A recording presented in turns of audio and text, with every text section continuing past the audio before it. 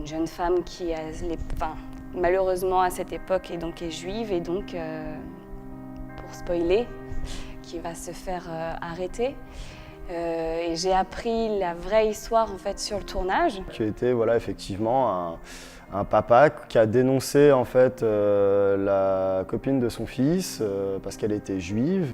Le fait, c'est sûr que d'avoir choisi des costumes, d'être dans d'autres vêtements que l'on porte, ça change forcément ça change son corps, donc ça change sa façon de se comporter.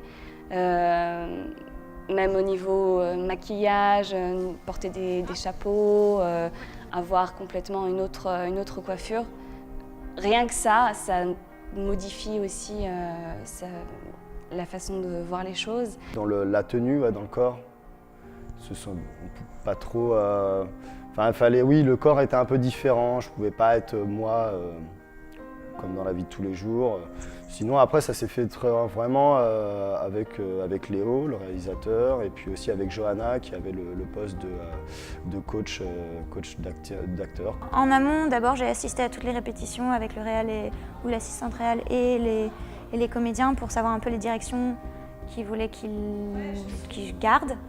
Du coup, moi, après, une fois sur le tournage, j'ai fait les échauffements des acteurs pour qu'ils soient tout de suite à bonne température. Et après, après chaque prise, j'avais un retour du réal et ça me permettait d'aller faire le retour directement aux comédiens et de pouvoir mettre les séquences plus rapidement dans la boîte.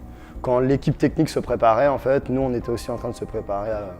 Donc dès que ça commençait dès qu'il y avait le action, on était déjà prêts en fait et c'était déjà en fait validé avec le réal. Et alors ça, c'était un bonheur quoi, d'avoir vraiment un coach pour nous.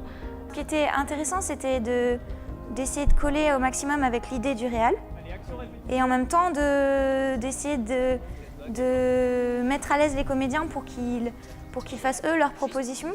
Et puis quand je pouvais dire quelque chose qu'ils pouvaient essayer pour que ça fonctionne peut-être mieux dans une direction donnée par le réal, ça c'était intéressant, ouais.